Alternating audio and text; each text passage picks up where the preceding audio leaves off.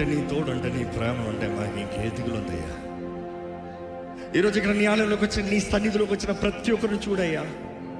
ఈ ఆవరణలో అడుగుపెట్టిన వారిని చూడు ప్రభా. ప్రతి జీవితాన్ని చూడయ్యా, ప్రతి పరిస్థితిని చూడయ్యా, ప్రతి